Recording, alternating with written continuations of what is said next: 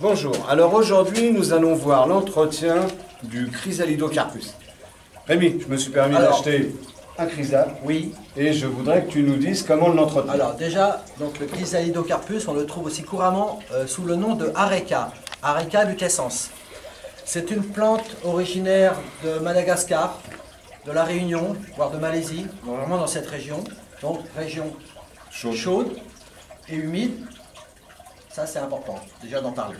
Alors, tu viens de l'acheter. Oui. Alors, il sera indispensable de la mettre dans une pièce lumineuse, la plus lumineuse possible, et bien évidemment pas de soleil direct. C'est-à-dire que si vous avez votre plante près d'une fenêtre, à ce moment-là, si vous avez un voilage, un rideau, donc c'est parfait, mais en tout cas, surtout ne pas avoir de soleil direct.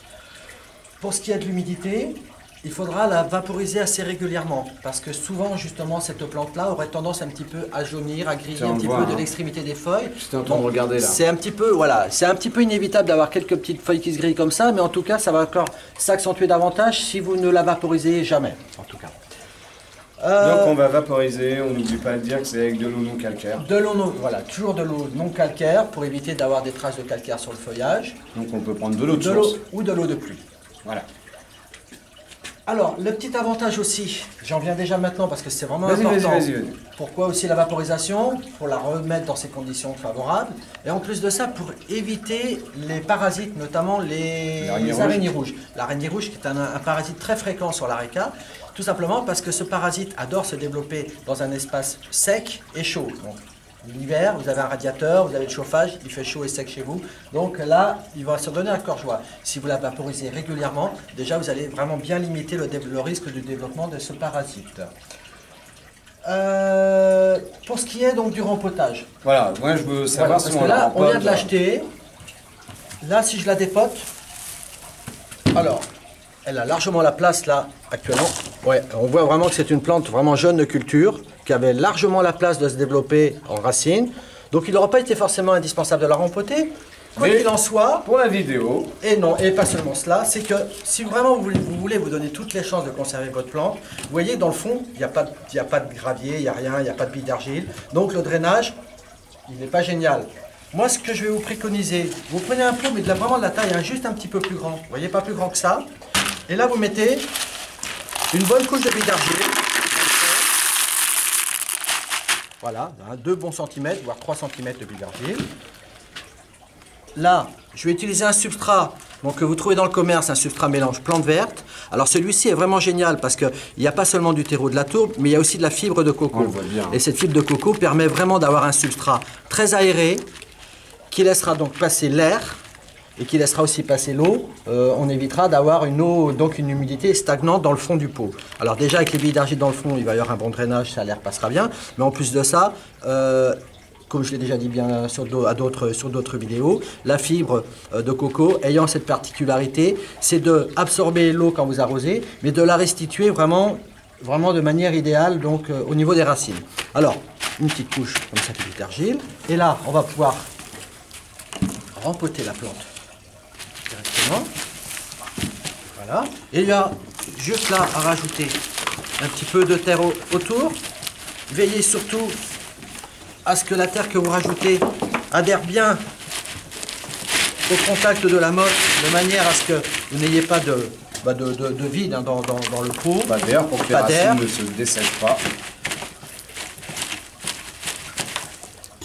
Et on borne bien, hein. C'est vraiment très important. Le bornage étant le fait de laisser comme ça une petite... Voilà, bien tasser et de créer une petite cuvette au pied de la plante. Voilà. Alors là, en tout cas, la plante comme ça, du coup, elle se retrouve vraiment dans les conditions idéales, puisque là, voilà, il y a bien ça de billes d'argile. Et là, vous voyez que dans la soucoupe, j'ai mis à nouveau de la bille d'argile, qui va nous faire quasiment 4 à 5 cm d'épaisseur de billes d'argile, si vous voulez, sous la plante, qui fait que, on parlait d'humidité tout à l'heure, qui fait qu'on va pouvoir se permettre déjà, d'une part, quand on arrose, là on va arroser. Là, on va l'arroser suite au rempotage. Alors après, on reviendra plus précisément sur l'arrosage. Sans excès. En plus, là, la motte était humide, ça ne sert à rien d'arroser exagérément. Et l'avantage donc des billes d'argile, enfin de la soucoupe avec ces billes d'argile, c'est que quand vous allez arroser, si de l'eau, donc l'excédent d'eau va tomber dans le fond, la plante, les racines, elles ne tremperont pas dans l'eau. Hein, le but étant toujours que les racines puissent toujours respirer. Il est hors de question de laisser des plantes, que ce soit celle-ci ou d'autres d'ailleurs, de laisser la plante tremper le pied dans l'eau au risque que les racines s'asphyxient au contact de l'eau. Alors en plus de cela, là j'ai pas arrosé en excès, par contre je vais quand même mettre de l'eau dans la soucoupe. Alors là, j'en ai plus beaucoup. Mais là voilà, c'est ce qui va créer une hygrométrie. Voilà, idéalement c'est de mettre de l'eau. Oh, ça ne coûte pas beaucoup ton arrosoir. Hein. Ah ben c'est un arrosoir, je vais arroser moi. Idéalement, c'est de laisser de l'eau comme ça dans la soucoupe, de manière à créer une humidité atmosphérique. Ça aussi, ça va vraiment considérablement limiter le développement des araignées rouges si ces petites bêtes. Et puis le dessèchement de la plante. Et le dessèchement de la plante également. Alors, pour ce qui est de la nourriture. Les fréquences d'arrosage. Alors les fréquences d'arrosage. Je sais que c'est une plante qui n'aime pas. Alors, on va souvent vous dire, vous arrosez une fois par semaine, vous arrosez 2 fois par semaine. Il est évident que la fréquence d'arrosage va varier selon la saison, suivant le temps qu'il fait aussi également. Alors, d'une manière générale, pour savoir s'il faut arroser ou non la plante, bah, tout simplement touchez la terre. Et c'est seulement si la terre vous paraît bien sèche en surface que vous arroserez. Si elle est encore un petit peu humide en surface, elle est forcément encore plus humide en profondeur. Donc, veillez à ce que ce soit bien sec en surface, de manière à considérer que si c'est bien sec en surface, ça le sera presque autant en bas. Il y a aussi une autre possibilité. Si vous soupesez la plante, vous voyez de toute façon, si ça paraît léger, c'est qu'elle est vraiment, la motte est sèche. Si vous sentez que ça fait encore du poids, c'est que là, il y a encore de la fraîcheur, de l'humidité dans le fond. Mais en tout cas, ne tenez pas compte de ce qu'on entend souvent dire, vous arrosez 1 fois, 2 fois par semaine. Ça, c'est vraiment une erreur à ne pas faire. Hein. Pour ce qui est de l'engrais, ça c'est important. Alors l'engrais, vous avez bien évidemment l'engrais liquide, hein, des petits flacons d'engrais du type AlgoFlash. Alors, ce qui serait préconisé, c'est de l'AlgoFlash, donc dosé en NPK, azote, phosphore, potasse, du 6, 4, 5. Sans ça, on a ça. Alors, cet engrais liquide, vous pourrez faire, on va dire là, sur la période printemps-été jusqu'à l'automne, on va dire une moyenne de 1 arrosage toutes les 2 semaines en engrais. Hein, ou alors vous faites un arrosage sur 2 à l'engrais, mais en tout cas régulièrement, comme c'est un engrais faiblement dosé, il sera important avec de l'engrais liquide de faire des apports réguliers. Autrement dit, ce qui est vraiment super, vraiment intéressant pour cette plante en tout cas, c'est d'utiliser des bâtonnets engrais, donc universel, avec à l'intérieur donc de l'insecticide, qui va permettre tout simplement de nourrir votre plante. Là, pour un pot de ce diamètre-là, vous allez mettre 2 bâtonnets, hein, vous en mettez un là, vous en mettez là. 2 bâtonnets qui feront leur effet pendant 1 mois.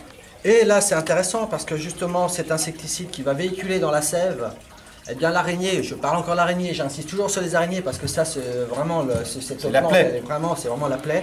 Eh bien là, vous allez immuniser votre plante contre l'araignée. En tout cas, vous allez vraiment diminuer les risques de développement de ce parasite. C'est vraiment très très intéressant. Enfin, vraiment, je vous conseille fortement d'utiliser ce type de produit pour ce genre de plante en tout cas.